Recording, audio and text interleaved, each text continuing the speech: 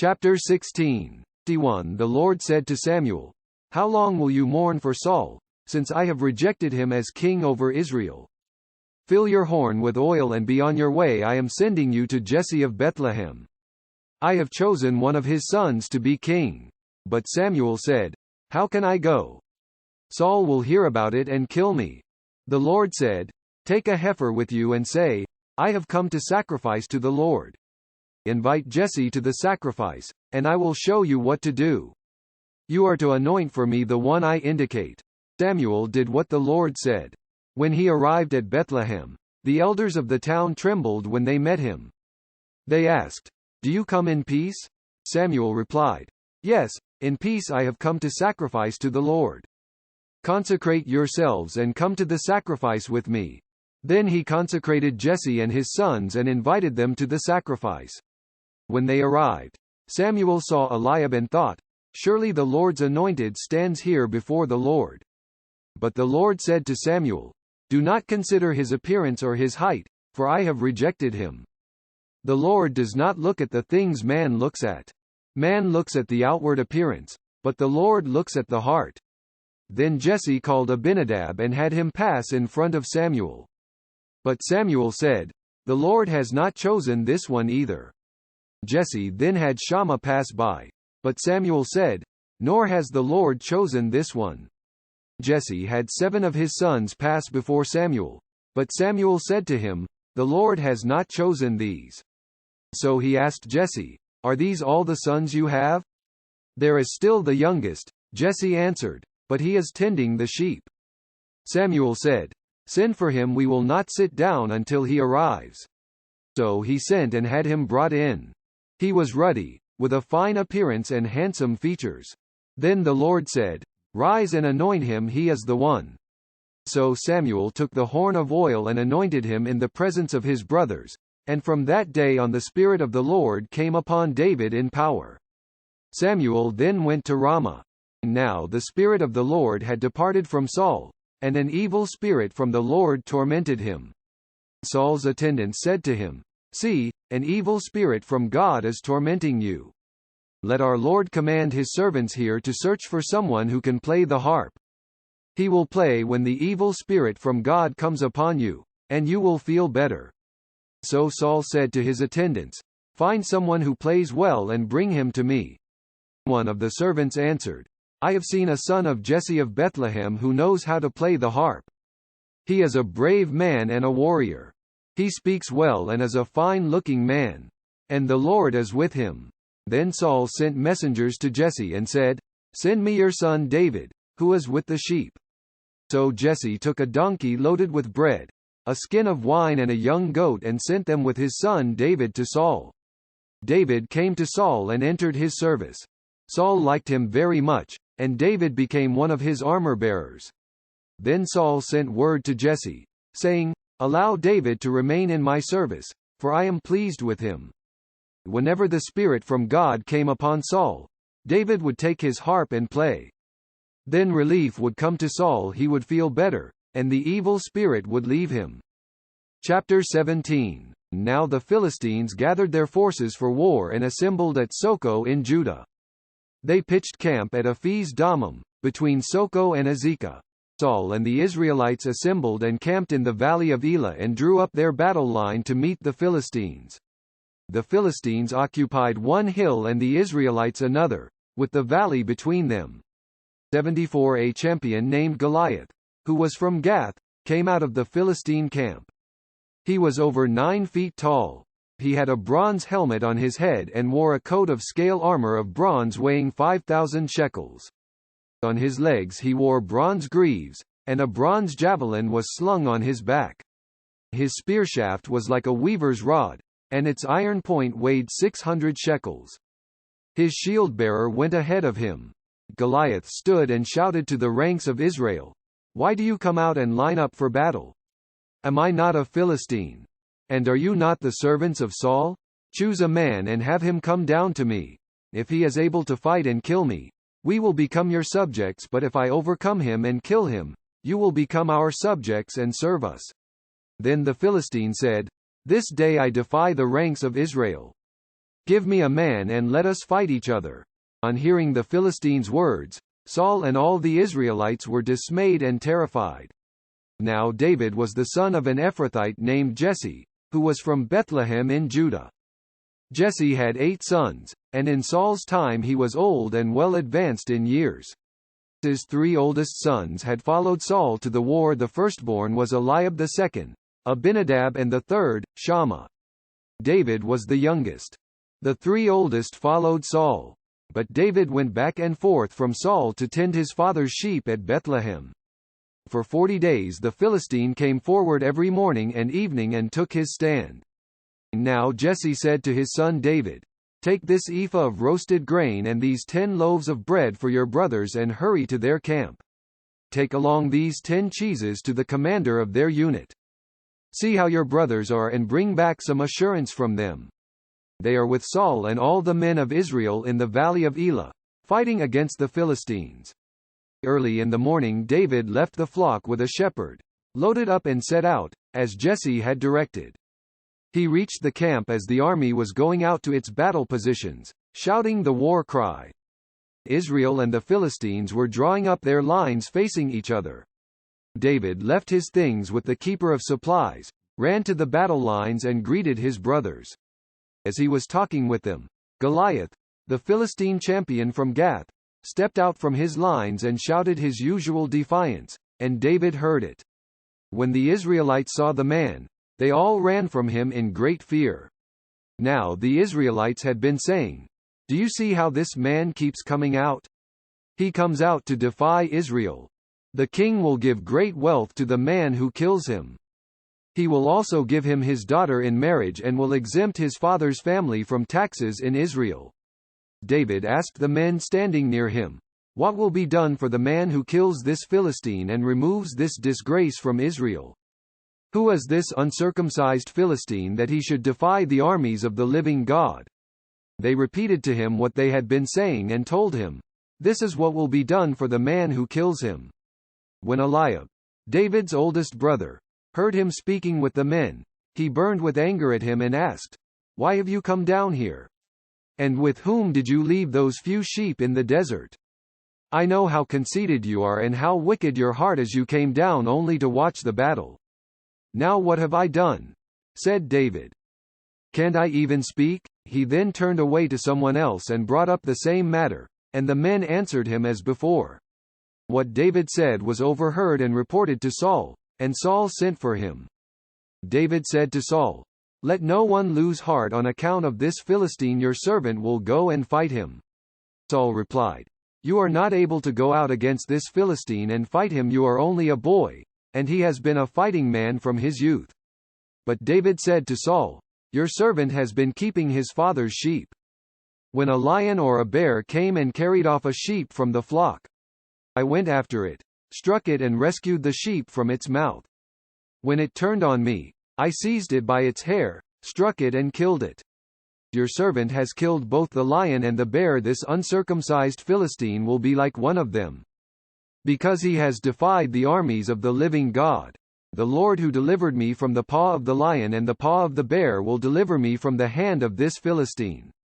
Saul said to David, "Go, and the Lord be with you." Then Saul dressed David in his own tunic. He put a coat of armor on him and a bronze helmet on his head. David fastened on his sword over the tunic and tried walking around, because he was not used to them. "I cannot go in these," he said to Saul, "because I am not used to them." So he took them off. Then he took his staff in his hand, chose 5 smooth stones from the stream, put them in the pouch of his shepherd's bag and, with his sling in his hand, approached the Philistine. Meanwhile, the Philistine, with his shield-bearer in front of him, kept coming closer to David. He looked David over and saw that he was only a boy, ruddy and handsome, and he despised him. He said to David, "Am I a dog, that you come at me with sticks?" And the Philistine cursed David by his gods. "Come here," he said, "and I'll give your flesh to the birds of the air and the beasts of the field." David said to the Philistine, "You come against me with sword and spear and javelin, but I come against you in the name of the Lord Almighty, the God of the armies of Israel, whom you have defied. This day the Lord will hand you over to me, and I'll strike you down and cut off your head. Today I will give the carcasses of the Philistine army to the birds of the air and the beasts of the earth. And the whole world will know that there is a God in Israel. All those gathered here will know that it is not by sword or spear that the Lord saves, for the battle is the Lord's, and he will give all of you into our hands. As the Philistine moved closer to attack him, David ran quickly toward the battle line to meet him. Reaching into his bag and taking out a stone, he slung it and struck the Philistine on the forehead. The stone sank into his forehead, and he fell face down on the ground. So David triumphed over the Philistine with a sling and a stone. Without a sword in his hand, he struck down the Philistine and killed him. David ran and stood over him. He took hold of the Philistine's sword and drew it from the scabbard. After he killed him, he cut off his head with the sword. When the Philistines saw that their hero was dead, they turned and ran. Then the men of Israel and Judah surged forward with a shout and pursued the Philistines to the entrance of Gath and to the gates of Ekron. Their dead were strewn along the Sharaim road to Gath and Ekron. When the Israelites returned from chasing the Philistines, they plundered their camp. David took the Philistine's head and brought it to Jerusalem, and he put the Philistine's weapons in his own tent. As Saul watched David going out to meet the Philistine, he said to Abner, commander of the army, "Abner, whose son is that young man?" Abner replied, "As surely as you live, O king, I don't know." The king said, "Find out whose son this young man is." As soon as David returned from killing the Philistine, Abner took him and brought him before Saul, with David still holding the Philistine's head. "Whose son are you, young man?" Saul asked him. David said, "I am the son of your servant Jesse of Bethlehem." Chapter 18. After David had finished talking with Saul, Jonathan became one in spirit with David, and he loved him as himself. From that day Saul kept David with him and did not let him return to his father's house. And Jonathan made a covenant with David because he loved him as himself. Jonathan took off the robe he was wearing and gave it to David, along with his tunic, and even his sword, his bow and his belt. Whatever Saul sent him to do, David did it so successfully that Saul gave him a high rank in the army. This pleased all the people, and Saul's officers as well, when the men were returning home after David had killed the Philistine. The women came out from all the towns of Israel to meet King Saul with singing and dancing, with joyful songs and with tambourines and lutes. As they danced, they sang, "Saul has slain his thousands, and David his tens of thousands." Saul was very angry. This refrain galled him. "They have credited David with tens of thousands," he thought, "but me with only thousands. What more can he get but the kingdom?" And from that time on Saul kept a jealous eye on David. The next day an evil spirit from God came forcefully upon Saul. He was prophesying in his house, while David was playing the harp, as he usually did. Saul had a spear in his hand, and he hurled it, saying to himself, "I'll pin David to the wall." But David eluded him twice. Saul was afraid of David, because the Lord was with David but had left Saul. So he sent David away from him and gave him command over 1,000 men, and David led the troops in their campaigns. In everything he did he had great success, because the Lord was with him. When Saul saw how successful he was afraid of him. But all Israel and Judah loved David, because he led them in their campaigns. Saul said to David, "Here is my older daughter Merab. I will give her to you in marriage, only serve me bravely and fight the battles of the Lord." For Saul said to himself, "I will not raise a hand against him. Let the Philistines do that." But David said to Saul, "Who am I, and what is my family or my father's clan in Israel, that I should become the king's son-in-law?" So when the time came for Merab, Saul's daughter, to be given to David, she was given in marriage to Adriel of Mahalah. Now Saul's daughter Michal was in love with David, and when they told Saul about it, he was pleased. "I will give her to him," he thought, "so that she may be a snare to him and so that the hand of the Philistines may be against him." So Saul said to David, Now you have a second opportunity to become my son-in-law." Then Saul ordered his attendants, "Speak to David privately and say, 'Look, the king is pleased with you, and his attendants all like you now become his son-in-law.'" They repeated these words to David. But David said, "Do you think it is a small matter to become the king's son-in-law? I'm only a poor man and little known." When Saul's servants told him what David had said, Saul replied, "Say to David, 'The king wants no other price for the bride than 100 Philistine foreskins, to take revenge on his enemies.'" Saul's plan was to have David fall by the hands of the Philistines. When the attendants told David these things, he was pleased to become the king's son-in-law. So before the allotted time elapsed, David and his men went out and killed 200 Philistines. He brought their foreskins and presented the full number to the king so that he might become the king's son-in-law. Then Saul gave him his daughter Michal in marriage. When Saul realized that the Lord was with David and that his daughter Michal loved David, Saul became still more afraid of him, and he remained his enemy the rest of his days. The Philistine commanders continued to go out to battle, and as often as they did, David met with more success than the rest of Saul's officers, and his name became well known. Chapter 19. Saul told his son Jonathan and all the attendants to kill David. But Jonathan was very fond of David, and warned him, "My father Saul is looking for a chance to kill you. Be on your guard tomorrow morning, go into hiding and stay there. I will go out and stand with my father in the field where you are. I'll speak to him about you and will tell you what I find out."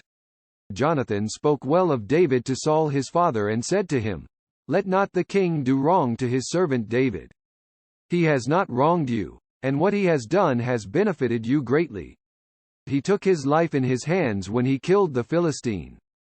The Lord won a great victory for all Israel, and you saw it and were glad. Why then would you do wrong to an innocent man like David by killing him for no reason?" Saul listened to Jonathan and took this oath, "As surely as the Lord lives, David will not be put to death." So Jonathan called David and told him the whole conversation. He brought him to Saul, and David was with Saul as before. Once more war broke out, and David went out and fought the Philistines. He struck them with such force that they fled before him. But an evil spirit from the Lord came upon Saul as he was sitting in his house with his spear in his hand. While David was playing the harp, Saul tried to pin him to the wall with his spear, but David eluded him as Saul drove the spear into the wall. That night David made good his escape. Saul sent men to David's house to watch it and to kill him in the morning. But Michal, David's wife, warned him, "If you don't run for your life tonight, tomorrow you'll be killed." So Michal let David down through a window, and he fled and escaped. Then Michal took an idol and laid it on the bed, covering it with a garment and putting some goat's hair at the head. When Saul sent the men to capture David, Michal said, "He is ill." Then Saul sent the men back to see David and told them, "Bring him up to me in his bed so that I may kill him." But when the men entered, there was the idol in the bed, and at the head was some goat's hair. Saul said to Michal, "Why did you deceive me like this and send my enemy away so that he escaped?" Michal told him, "He said to me, 'Let me get away. Why should I kill you?'" When David had fled and made his escape, he went to Samuel at Ramah and told him all that Saul had done to him. Then he and Samuel went to Naioth and stayed there. Word came to Saul, "David is in Naioth at Ramah." So he sent men to capture him. But when they saw a group of prophets prophesying, with Samuel standing there as their leader, the Spirit of God came upon Saul's men and they also prophesied. Saul was told about it, and he sent more men, and they prophesied too.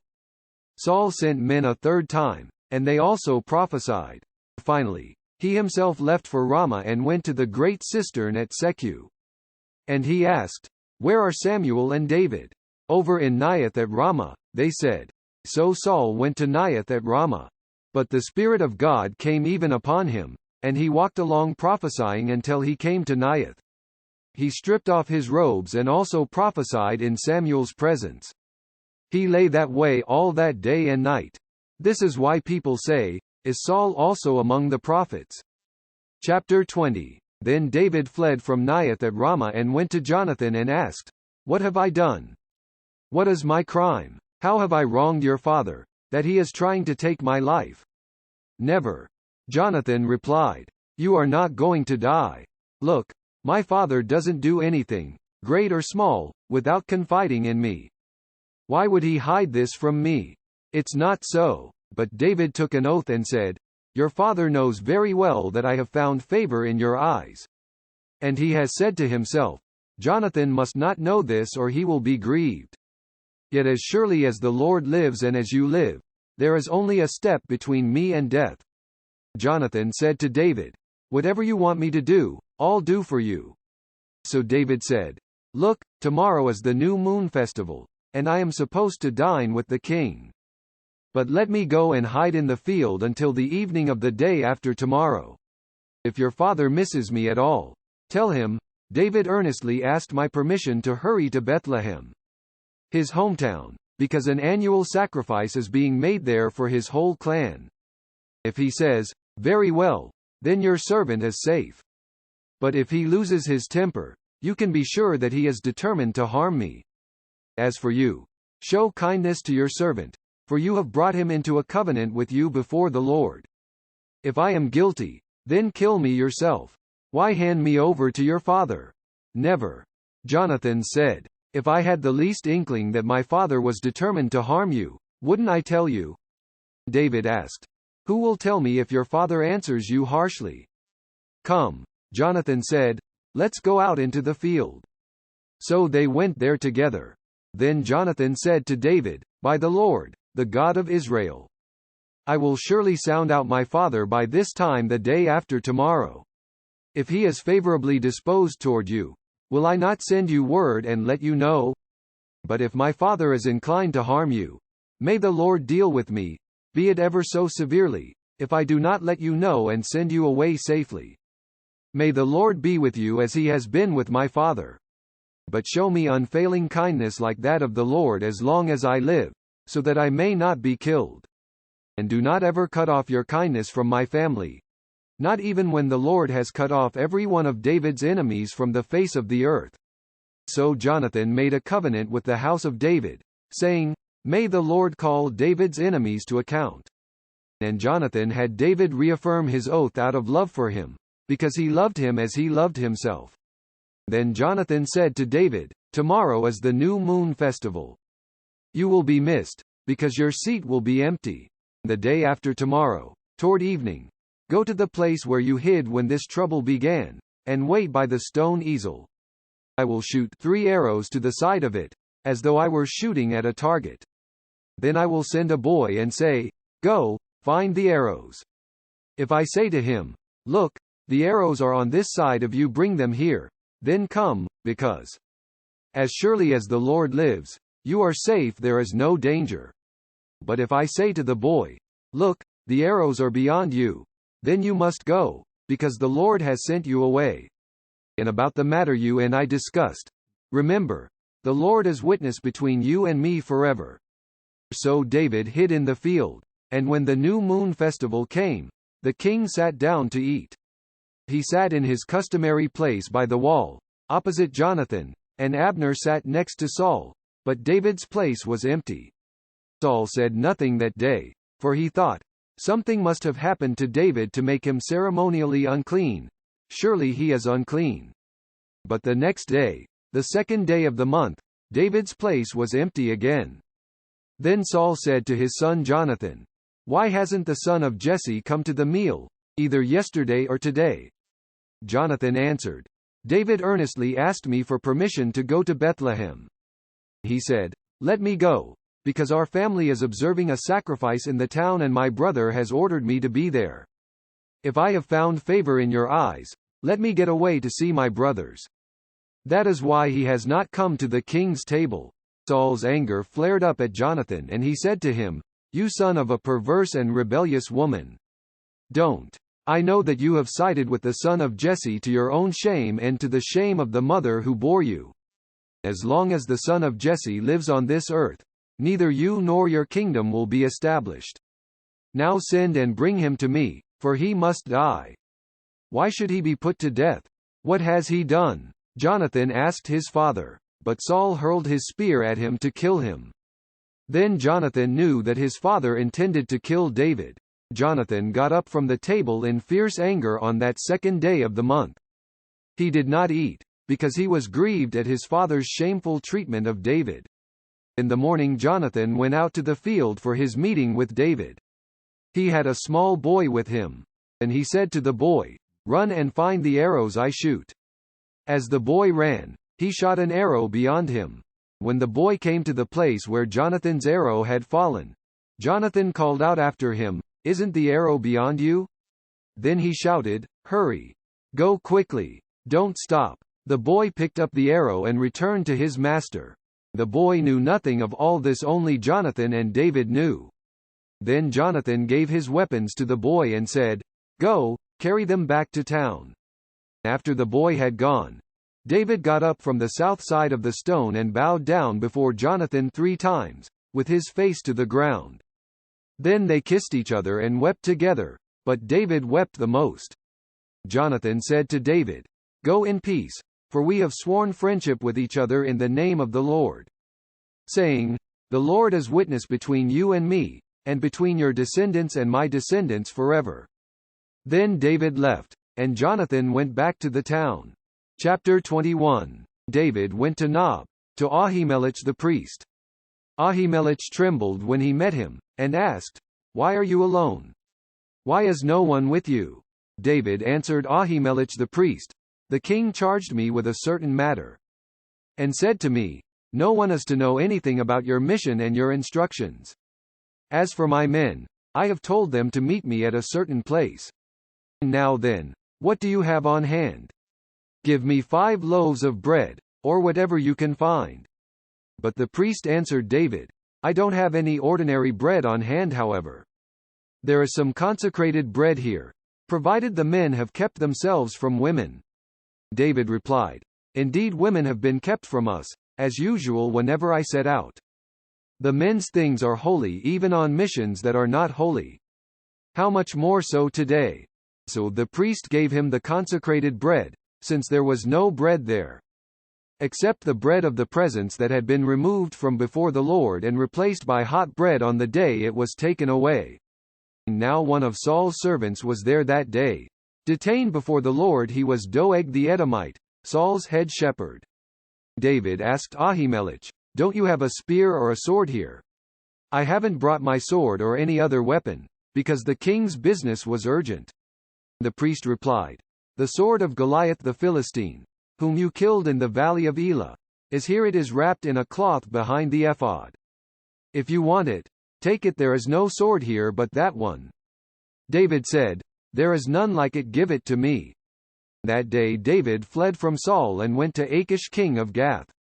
But the servants of Achish said to him, "Isn't this David, the king of the land? Isn't he the one they sing about in their dances? Saul has slain his thousands, and David his tens of thousands?" David took these words to heart and was very much afraid of Achish king of Gath. So he pretended to be insane in their presence, and while he was in their hands, he acted like a madman, making marks on the doors of the gate and letting saliva run down his beard. Achish said to his servants, "Look at the man. He is insane. Why bring him to me? Am I so short of madmen that you have to bring this fellow here to carry on like this in front of me? Must this man come into my house?" Chapter 22. David left Gath and escaped to the cave of Adullam. When his brothers and his father's household heard about it, they went down to him there. All those who were in distress or in debt or discontented gathered around him, and he became their leader. About 400 men were with him. From there David went to Mizpah in Moab and said to the king of Moab, "Would you let my father and mother come and stay with you until I learn what God will do for me?" So he left them with the king of Moab, and they stayed with him as long as David was in the stronghold. But the prophet Gad said to David, "Do not stay in the stronghold. Go into the land of Judah." So David left and went to the forest of Hereth. Now Saul heard that David and his men had been discovered. And Saul, spear in hand, was seated under the tamarisk tree on the hill at Gibeah, with all his officials standing around him. Saul said to them, "Listen, men of Benjamin. Will the son of Jesse give all of you fields and vineyards? Will he make all of you commanders of thousands and commanders of hundreds? Is that why you have all conspired against me? No one tells me when my son makes a covenant with the son of Jesse. None of you is concerned about me or tells me that my son has incited my servant to lie in wait for me, as he does today." But Doeg the Edomite, who was standing with Saul's officials, said, "I saw the son of Jesse come to Ahimelech son of Ahitub at Nob. When Ahimelech inquired of the Lord for him, he also gave him provisions and the sword of Goliath the Philistine." Then the king sent for the priest Ahimelech son of Ahitub and his father's whole family, who were the priests at Nob, and they all came to the king. Saul said, "Listen now, son of Ahitub." "Yes, my lord," he answered. Saul said to him, "Why have you conspired against me, you and the son of Jesse, giving him bread and a sword and inquiring of God for him, so that he has rebelled against me and lies in wait for me, as he does today?" Ahimelech answered the king, "Who of all your servants is as loyal as David, the king's son-in-law, captain of your bodyguard and highly respected in your household? Was that day the first time I inquired of God for him? Of course not. Let not the king accuse your servant or any of his father's family, for your servant knows nothing at all about this whole affair." But the king said, "You will surely die, Ahimelech, you and your father's whole family." Then the king ordered the guards at his side, "Turn and kill the priests of the Lord, because they too have sided with David. They knew he was fleeing, yet they did not tell me." But the king's officials were not willing to raise a hand to strike the priests of the Lord. The king then ordered Doeg, "You turn and strike down the priests." So Doeg the Edomite turned and struck them down. That day he killed 85 men who wore the linen ephod. He also put to the sword Nob, the town of the priests, with its men and women, its children and infants, and its cattle, donkeys and sheep. But Abiathar, a son of Ahimelech son of Ahitub, escaped and fled to join David.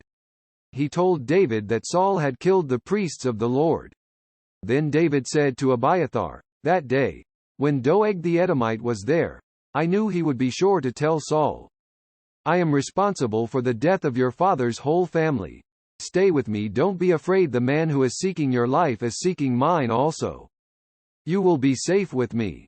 Chapter 23. When David was told, "Look, the Philistines are fighting against Keilah and are looting the threshing floors," he inquired of the Lord, saying, "Shall I go and attack these Philistines?" The Lord answered him, "Go, attack the Philistines and save Keilah." But David's men said to him, "Here in Judah we are afraid. How much more, then, if we go to Keilah against the Philistine forces?" Once again David inquired of the Lord, and the Lord answered him, "Go down to Keilah, for I am going to give the Philistines into your hand." So David and his men went to Keilah, fought the Philistines and carried off their livestock. He inflicted heavy losses on the Philistines and saved the people of Keilah. Now Abiathar son of Ahimelech had brought the ephod down with him when he fled to David at Keilah. Saul was told that David had gone to Keilah. And he said, "God has handed him over to me, for David has imprisoned himself by entering a town with gates and bars." And Saul called up all his forces for battle, to go down to Keilah to besiege David and his men. When David learned that Saul was plotting against him, he said to Abiathar the priest, "Bring the ephod." David said, "O Lord, God of Israel, your servant has heard definitely that Saul plans to come to Keilah and destroy the town on account of me. Will the citizens of Keilah surrender me to him? Will Saul come down, as your servant has heard? O Lord, God of Israel, tell your servant." And the Lord said, "He will." Again David asked, "Will the citizens of Keilah surrender me and my men to Saul?" And the Lord said, "They will." So David and his men, about 600 in number, left Keilah and kept moving from place to place. When Saul was told that David had escaped from Keilah, he did not go there. David stayed in the desert strongholds and in the hills of the desert of Ziph. Day after day Saul searched for him, but God did not give David into his hands. While David was at Horesh in the desert of Ziph, he learned that Saul had come out to take his life. And Saul's son Jonathan went to David at Horesh and helped him find strength in God. "Don't be afraid," he said. "My father Saul will not lay a hand on you. You will be king over Israel, and I will be second to you. Even my father Saul knows this." The two of them made a covenant before the Lord. Then Jonathan went home, but David remained at Horesh. The Ziphites went up to Saul at Gibeah and said, "Is not David hiding among us in the strongholds at Horesh, on the hill of Hachilah, south of Jeshimon? Now, O king, come down whenever it pleases you to do so, and we will be responsible for handing him over to the king." Saul replied, "The Lord bless you for your concern for me. Go and make further preparation. Find out where David usually goes and who has seen him there. They tell me he is very crafty. Find out about all the hiding places he uses and come back to me with definite information. Then I will go with you if he is in the area. I will track him down among all the clans of Judah." So they set out and went to Ziph ahead of Saul. Now David and his men were in the desert of Maon, in the Arabah south of Jeshimon. Saul and his men began the search, and when David was told about it, he went down to the rock and stayed in the desert of Maon. When Saul heard this, he went into the desert of Maon in pursuit of David. Saul was going along one side of the mountain, and David and his men were on the other side, hurrying to get away from Saul. As Saul and his forces were closing in on David and his men to capture them, a messenger came to Saul, saying, "Come quickly. The Philistines are raiding the land." Then Saul broke off his pursuit of David and went to meet the Philistines. That is why they call this place Selah Hamalekoth. And David went up from there and lived in the strongholds of En-Gedi. Chapter 24. After Saul returned from pursuing the Philistines, he was told, "David is in the desert of En-Gedi." So Saul took 3,000 chosen men from all Israel and set out to look for David and his men near the crags of the wild goats. He came to the sheep pens along the way. A cave was there, and Saul went in to relieve himself. David and his men were far back in the cave. The men said, "This is the day the Lord spoke of when he said to you, 'I will give your enemy into your hands for you to deal with as you wish.'" Then David crept up unnoticed and cut off a corner of Saul's robe. Afterward, David was conscience-stricken for having cut off a corner of his robe. He said to his men, "The Lord forbid that I should do such a thing to my master, the Lord's anointed, or lift my hand against him, for he is the anointed of the Lord." With these words David rebuked his men and did not allow them to attack Saul. And Saul left the cave and went his way. Then David went out of the cave and called out to Saul, "My lord the king." When Saul looked behind him, David bowed down and prostrated himself with his face to the ground. He said to Saul, "Why do you listen when men say, 'David is bent on harming you'? This day you have seen with your own eyes how the Lord delivered you into my hands in the cave. Some urged me to kill you, but I spared you. I said, 'I will not lift my hand against my master, because he is the Lord's anointed.' See, my father, look at this piece of your robe in my hand. I cut off the corner of your robe but did not kill you. Now understand and recognize that I am not guilty of wrongdoing or rebellion. I have not wronged you, but you are hunting me down to take my life. May the Lord judge between you and me. And may the Lord avenge the wrongs you have done to me, but my hand will not touch you.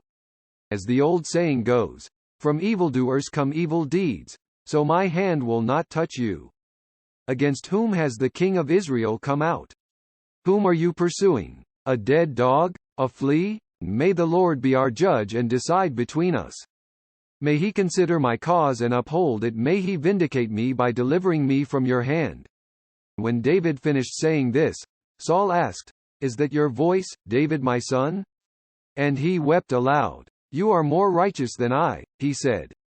"You have treated me well, but I have treated you badly. You have just now told me of the good you did to me. The Lord delivered me into your hands, but you did not kill me. When a man finds his enemy, Does he let him get away unharmed?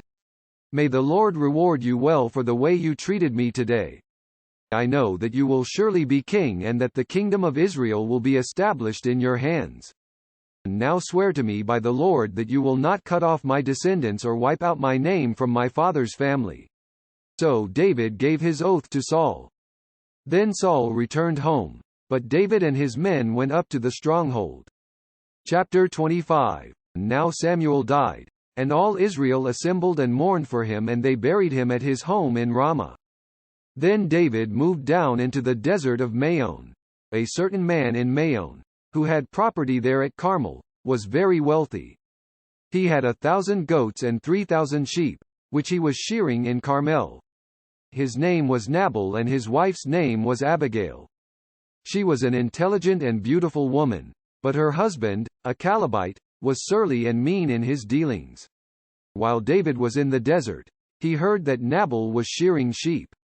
So he sent 10 young men and said to them, "Go up to Nabal at Carmel and greet him in my name. Say to him, 'Long life to you. Good health to you and your household. And good health to all that is yours. Now I hear that it is sheep shearing time. When your shepherds were with us, we did not mistreat them, and the whole time they were at Carmel nothing of theirs was missing. Ask your own servants and they will tell you. Therefore be favorable toward my young men, since we come at a festive time. Please give your servants and your son David whatever you can find for them.'" When David's men arrived, they gave Nabal this message in David's name.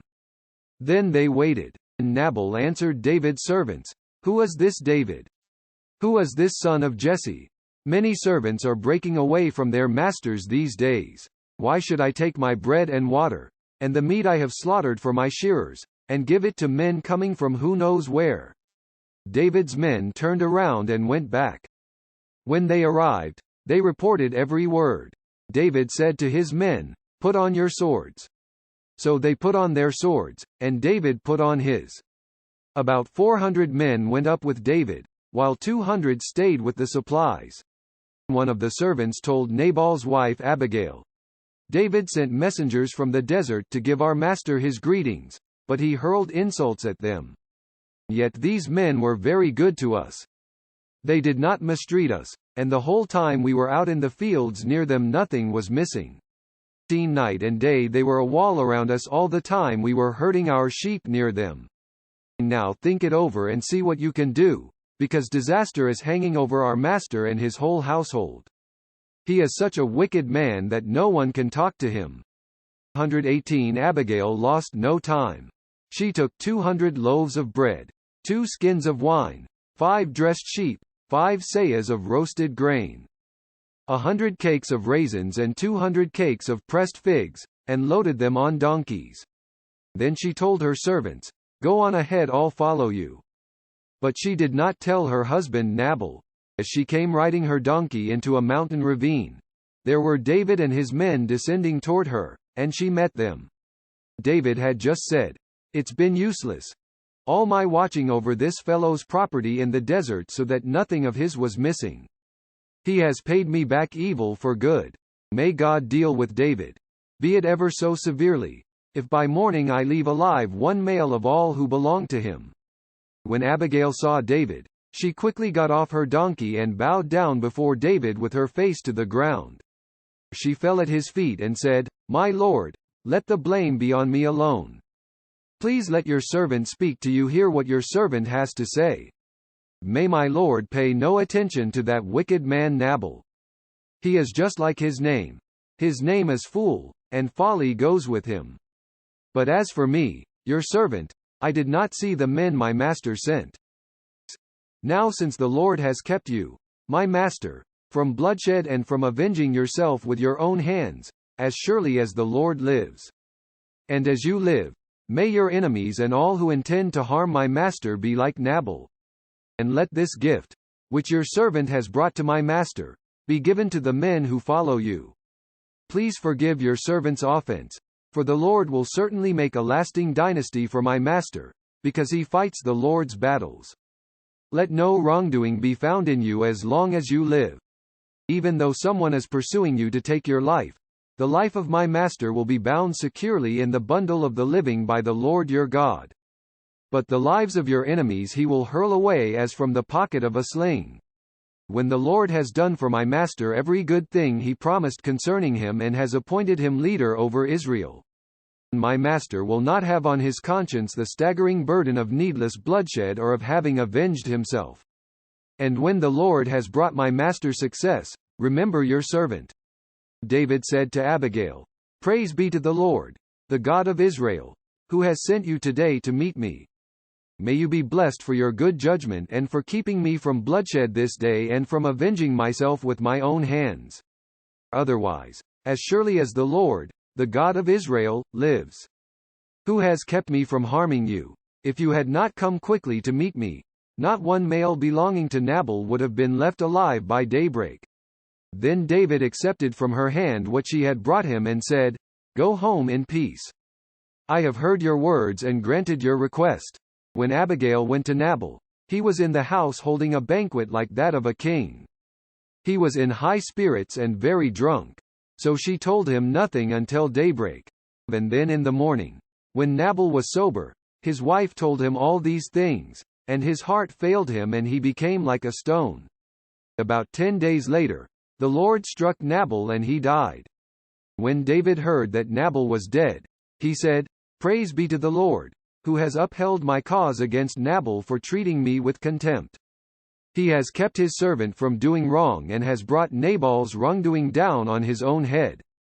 Then David sent word to Abigail, asking her to become his wife. His servants went to Carmel and said to Abigail, "David has sent us to you to take you to become his wife." She bowed down with her face to the ground and said, "Here is your maidservant, ready to serve you and wash the feet of my master's servants." Abigail quickly got on a donkey and, attended by her 5 maids, went with David's messengers and became his wife. David had also married Ahinoam of Jezreel, and they both were his wives. But Saul had given his daughter Michal, David's wife, to Paltiel son of Laish, who was from Galim. Chapter 26. The Ziphites went to Saul at Gibeah and said, "Is not David hiding on the hill of Hachilah, which faces Jeshimon?" So Saul went down to the desert of Ziph, with his 3,000 chosen men of Israel, to search there for David. Saul made his camp beside the road on the hill of Hachilah facing Jeshimon, but David stayed in the desert. When he saw that Saul had followed him there, he sent out scouts and learned that Saul had definitely arrived. Then David set out and went to the place where Saul had camped. He saw where Saul and Abner son of Ner, the commander of the army, had lain down. Saul was lying inside the camp, with the army encamped around him. David then asked Ahimelech the Hittite and Abishai son of Zeruiah, Joab's brother, "Who will go down into the camp with me to Saul?" "I'll go with you," said Abishai. So David and Abishai went to the army by night, and there was Saul, lying asleep inside the camp with his spear stuck in the ground near his head. Abner and the soldiers were lying around him. Abishai said to David, "Today God has delivered your enemy into your hands. Now let me pin him to the ground with one thrust of my spear. I won't strike him twice." But David said to Abishai, "Don't destroy him. Who can lay a hand on the Lord's anointed and be guiltless? As surely as the Lord lives," he said, "the Lord himself will strike him. Either his time will come and he will die, or he will go into battle and perish. But the Lord forbid that I should lay a hand on the Lord's anointed. Now get the spear and water jug that are near his head, and let's go." So David took the spear and water jug near Saul's head, and they left. No one saw or knew about it, nor did anyone wake up. They were all sleeping, because the Lord had put them into a deep sleep. Then David crossed over to the other side and stood on top of the hill some distance away. There was a wide space between them. He called out to the army and to Abner son of Ner, "Aren't you going to answer me, Abner?" Abner replied, "Who are you who calls to the king?" David said, "You're a man, aren't you? And who is like you in Israel? Why didn't you guard your lord the king? Someone came to destroy your lord the king. What you have done is not good. As surely as the Lord lives, you and your men deserve to die. because you did not guard your master, the Lord's anointed. Look around you. Where are the king's spear and water jug that were near his head?" Saul recognized David's voice and said, "Is that your voice, David my son?" David replied, "Yes it is, my lord the king." And he added, "Why is my lord pursuing his servant? What have I done, and what wrong am I guilty of? Now let my lord the king listen to his servant's words. If the Lord has incited you against me, then may he accept an offering. If, however, men have done it, may they be cursed before the Lord. They have now driven me from my share in the Lord's inheritance and have said, 'Go, serve other gods.' Now do not let my blood fall to the ground far from the presence of the Lord. The king of Israel has come out to look for a flea, as one hunts a partridge in the mountains." Then Saul said, "I have sinned. Come back, David my son. Because you considered my life precious today, I will not try to harm you again. Surely I have acted like a fool and have erred greatly. Here is the king's spear." David answered, "Let one of your young men come over and get it. The Lord rewards every man for his righteousness and faithfulness. The Lord delivered you into my hands today, but I would not lay a hand on the Lord's anointed. 624 As surely as I valued your life today, so may the Lord value my life and deliver me from all trouble."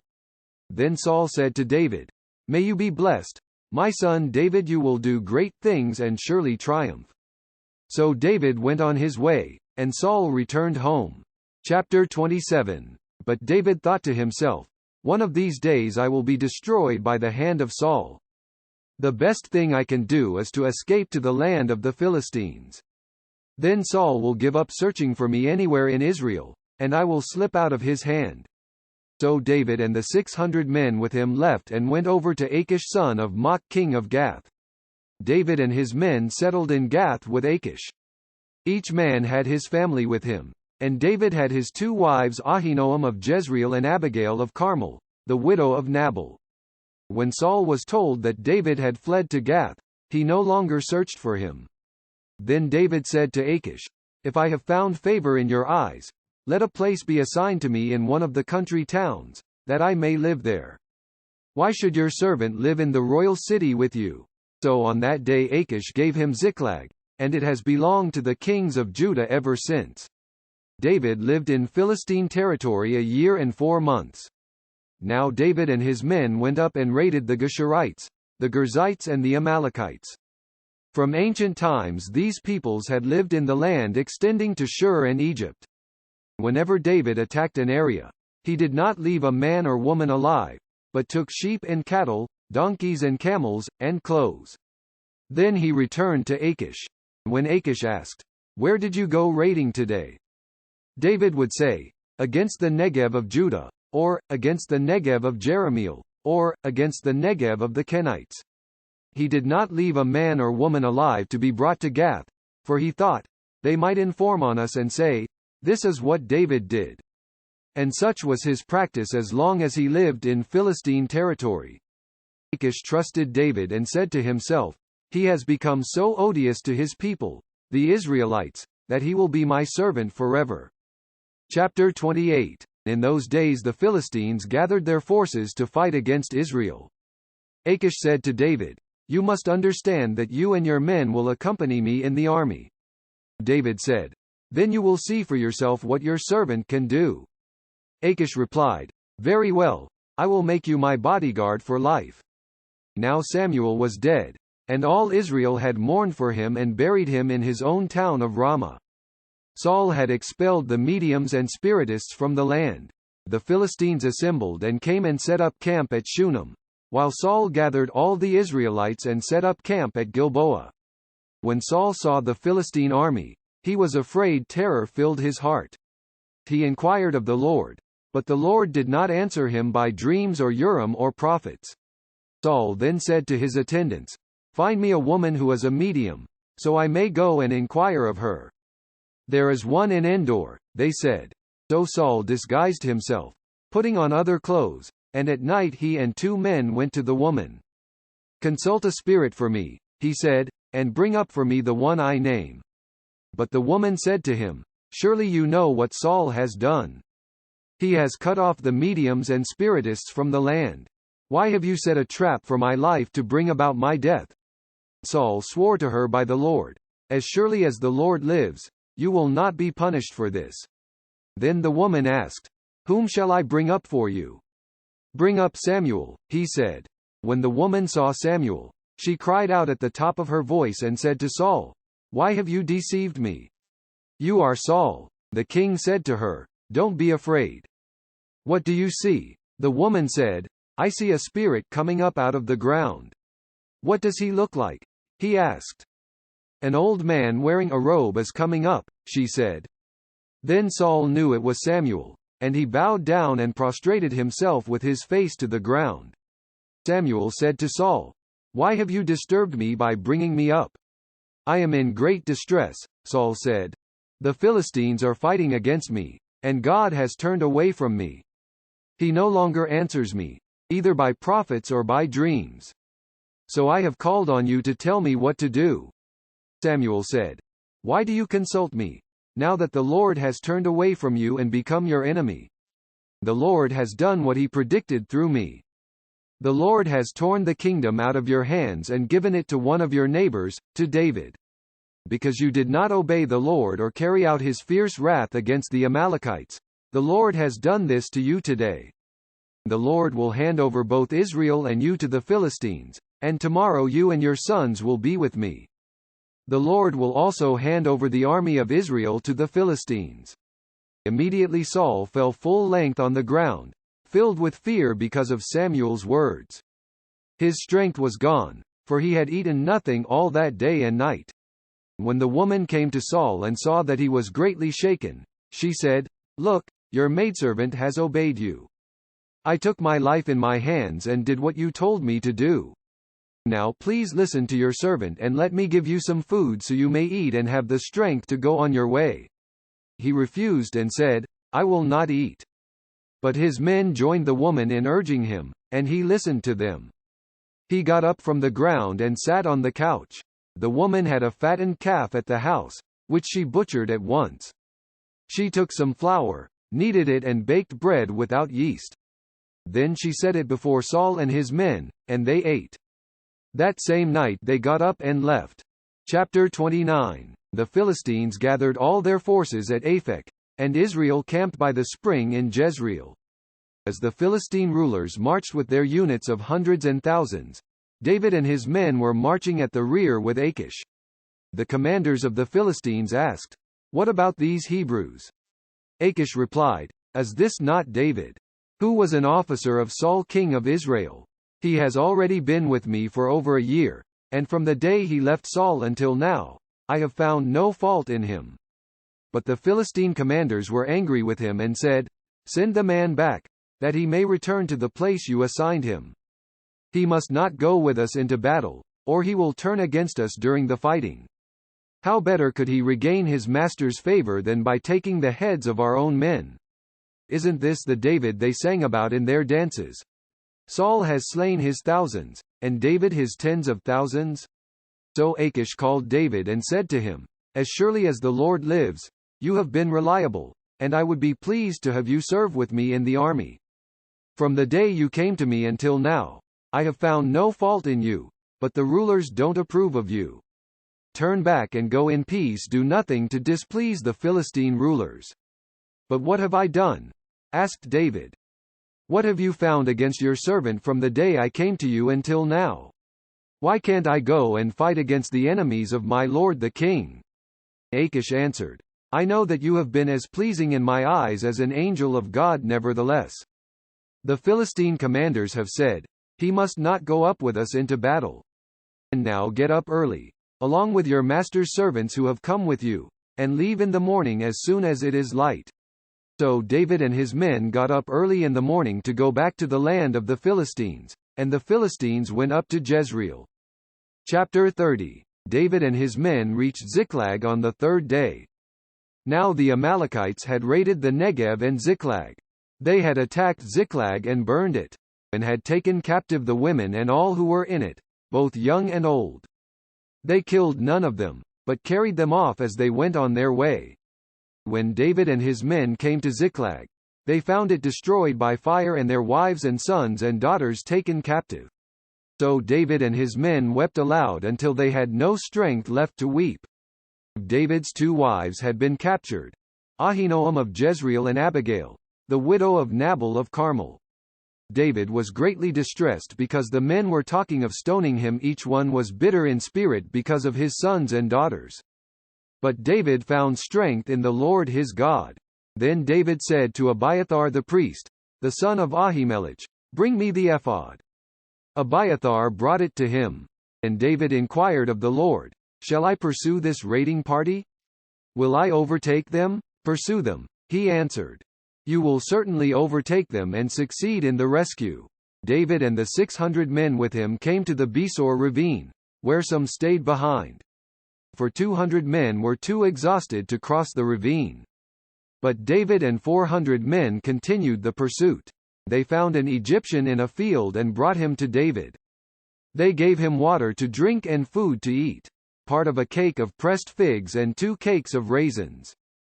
He ate and was revived, for he had not eaten any food or drunk any water for 3 days and 3 nights. David asked him, "To whom do you belong, and where do you come from?" He said, "I am an Egyptian, the slave of an Amalekite. My master abandoned me when I became ill 3 days ago. We raided the Negev of the Kerethites and the territory belonging to Judah and the Negev of Caleb. And we burned Ziklag." David asked him, "Can you lead me down to this raiding party?" He answered, "Swear to me before God that you will not kill me or hand me over to my master, and I will take you down to them." He led David down, and there they were, scattered over the countryside, eating, drinking and reveling because of the great amount of plunder they had taken from the land of the Philistines and from Judah. David fought them from dusk until the evening of the next day, and none of them got away, except 400 young men who rode off on camels and fled.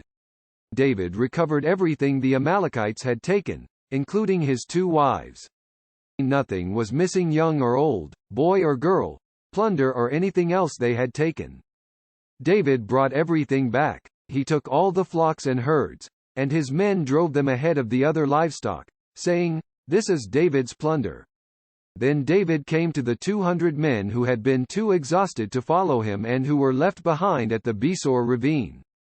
They came out to meet David and the people with him. As David and his men approached, he greeted them.